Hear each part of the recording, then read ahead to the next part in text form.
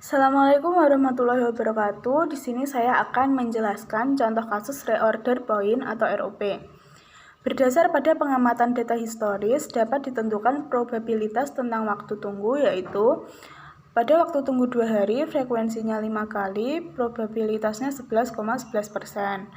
Pada waktu tunggu 3 hari, frekuensinya 10 kali, probabilitasnya 22,22%. Waktu tunggu 4 hari, frekuensinya 15 kali, probabilitasnya 33,33%.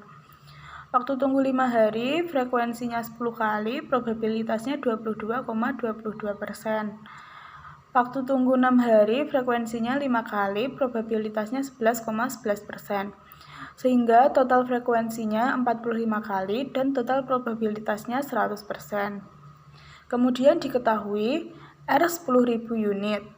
Biaya pesan Rp200 per kali pesan, biaya simpan Rp4 per unit per periode. Harga beli biasa Rp50 per unit, dan bila membeli secara mendadak, harga yang harus dibayarkan adalah Rp53 per unit, dan 1 tahun sama dengan 250 hari.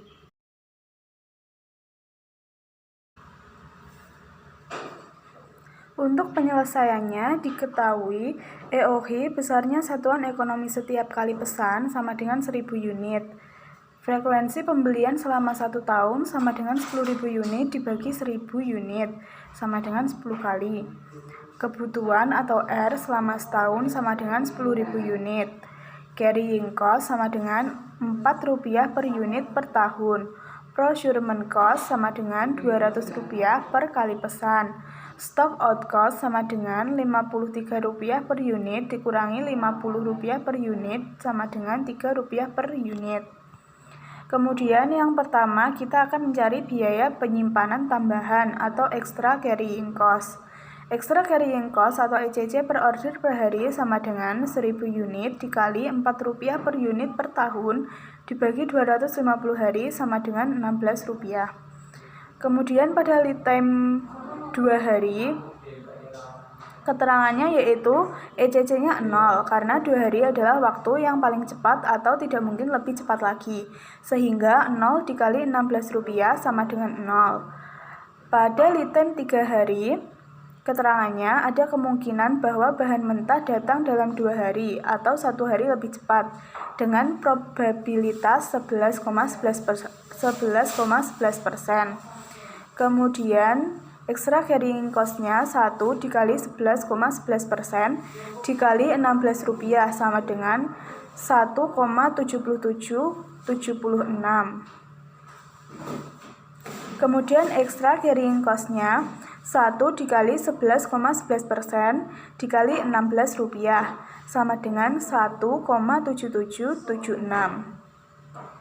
Pada lead time 4 hari, ada kemungkinan bahwa bahan mentah datang dalam 2 hari atau 2 hari lebih cepat dengan probabilitas 11,11%, atau dalam 3 hari, 1 hari lebih cepat dengan probabilitas 22,22%. Sehingga extra carrying cost-nya 2 dikali 11,11% dikali 16 ketemu 3,5552.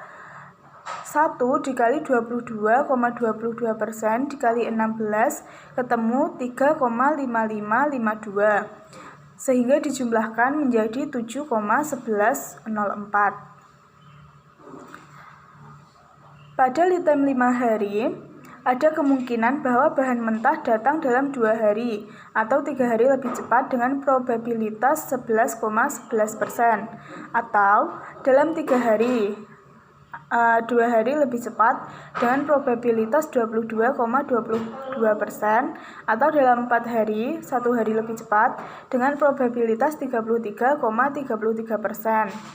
Sehingga extra carrying cost-nya yaitu 3 dikali 11,11% dikali Rp16 ketemu 5,3328.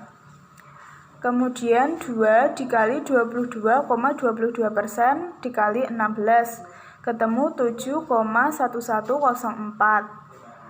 Kemudian 1 dikali 33,33% dikali 16 ketemu 5,3328. Sehingga jumlah keseluruhannya 17,7760. Yang terakhir, lead time 6 hari. Ada kemungkinan bahwa bahan mentah datang dalam 2 hari atau 4 hari lebih cepat dengan probabilitas 11,11%, atau dalam 3 hari lebih cepat dengan probabilitas 22,22%, atau dalam 4 hari 2 hari lebih cepat dengan probabilitas 33,33%, atau dalam 5 hari 1 hari lebih cepat dengan probabilitas 22,22%. Kemudian ECC-nya 4 dikali 11,11% dikali 16 rupiah ketemu 7,1104. 3 dikali 22,22% dikali 16 ketemu 10,6656. Kemudian 2 dikali 33,33% dikali 16 ketemu 10,6656. Dan yang terakhir 1 dikali 22,22% dikali 16 ketemu 3,5552. Sehingga jumlah keseluruhannya 31,9988. Selanjutnya kita akan menghitung biaya kekurangan bahan mentah atau SOC. Kebutuhan bahan mentah perharinya yaitu 10.000 unit dibagi 250 hari sama dengan 40 unit per hari. Stock out cost per unitnya Rp53 dikurangi Rp50 sama dengan Rp3 per unit. Stock out cost per harinya sama dengan Rp3 per unit dikali 40 unit per hari sehingga ketemu Rp120 per unit. Kemudian pada lead time 6 hari SOC-nya 0 karena 6 hari adalah waktu yang paling lama atau tidak mungkin lebih lambat lagi. Sehingga 0 dikali Rp120 sama dengan 0. Pada lead time 5 hari ada kemungkinan bahwa bahan mentah datang dalam 6 hari atau 1 hari lebih lambat dengan probabilitas 11,11%. Sehingga SOC-nya 1 dikali 11,11% dikali Rp120 sama dengan 13,332. Pada lead time 4 hari, ada kemungkinan bahwa bahan mentah datang dalam 6 hari atau 2 hari lebih lambat dengan probabilitas 11,11%, atau dalam 5 hari, yaitu 1 hari lebih lambat dengan probabilitas 22,22%.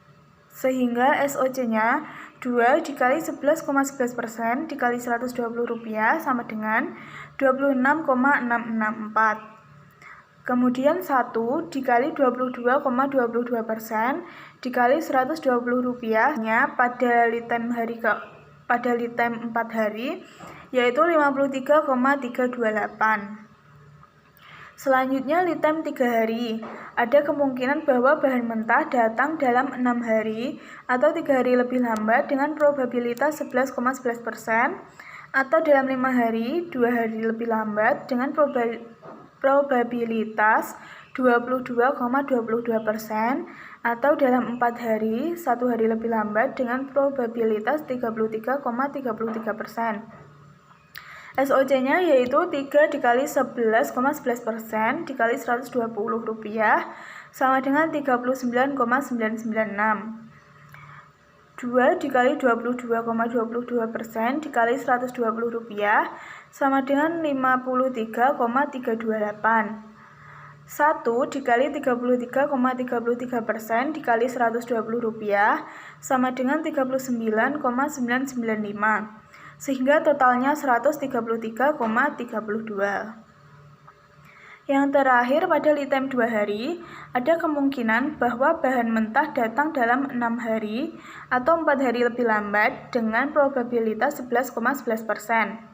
atau dalam 5 hari, 3 hari lebih lambat dengan probabilitas 22,22%, atau dengan 4 hari, 2 hari lebih lambat dengan probabilitas 33,33%, atau dalam 5 hari, 1 hari lebih lambat dengan probabilitas 22,22%. Sehingga SOC-nya 4 dikali 11,11% dikali 120 sama dengan 53,328. 3 dikali 22,22% kali 120 sama dengan 79,992. 2 dikali 33,33% dikali 120 rupiah sama dengan 79,992. 1 dikali 22,22% dikali 120 sama dengan 26,664, sehingga totalnya 239,975. Dari perhitungan ECC dan SOC di atas dapat dibuat perbandingan sebagai berikut. Pada lead time 6, ECC per ordernya 319,97. Per tahunnya 319,97, SOC-nya per order 0, per tahun 0, sehingga total per tahun 319,97. Pada lead time kelima, ECC per ordernya 17,78. Per tahunnya 177,76, SOC per ordernya 13,33, per tahunnya 133,32, total per tahunnya 311,08. Begitupun seterusnya, sehingga kesimpulannya dari tabel tersebut ditemukan lead time 5 hari akan mendatangkan biaya total yang minimum atau biaya yang paling sedikit, yaitu Rp311,08. Setelah lead time diketahui, kemudian ditentukan saat pemesanan kembali atau reorder point. Pada saat tingkat persediaan bahan mentah sama dengan tingkat persediaan besi ditambah dengan penggunaan selama lead time. Contohnya, persediaan ditetapkan untuk kebutuhan selama 10 hari, maka persediaan besinya 10 hari dikali 40 unit per hari sama dengan 400 unit. Kebutuhan selama lead time 5 hari dikali 40 unit per hari sama dengan 200 unit. Sehingga saat pemesanan kembali atau reorder point sama dengan 600 unit. Artinya pemesanan bahan mentah kembali dilakukan apabila tingkat persediaan bahan menunjukkan 600 unit. Selanjutnya saya akan menjelaskan tentang persediaan besi. Persediaan besi adalah persediaan minimal bahan mentah yang harus dipertahankan untuk menjamin kelangsungan proses produksi. Besarnya persediaan besi ditentukan oleh berbagai faktor, antara lain: yang pertama, kebiasaan supplier. Kebiasaan supplier menyerahkan bahan mentah yang dipesan. Jika supplier selalu tepat waktu menyerahkan pesanan, maka risiko kehabisan bahan mentah relatif kecil. Dengan demikian, persediaan besi tidak perlu terlalu besar. Sebaliknya, jika kerap terlambat, maka risiko kehabisan bahan relatif besar, sehingga perlu ada persediaan besi yang cukup besar pula. Yang kedua, jumlah bahan mentah yang dibeli setiap kali pesan. Apabila jumlah bahan mentah yang dibeli besar, berarti persediaan rata-rata di atas persediaan besi besar pula, yang artinya risiko kehabisan bahan mentah relatif kecil. Sebaliknya, bila jumlah bahan mentah setiap kali pesan kecil, maka persediaan rata-rata di atas persediaan besi kecil pula, sehingga risiko kehabisan bahan mentah relatif besar. Dalam hal ini perlu persediaan besi yang besar.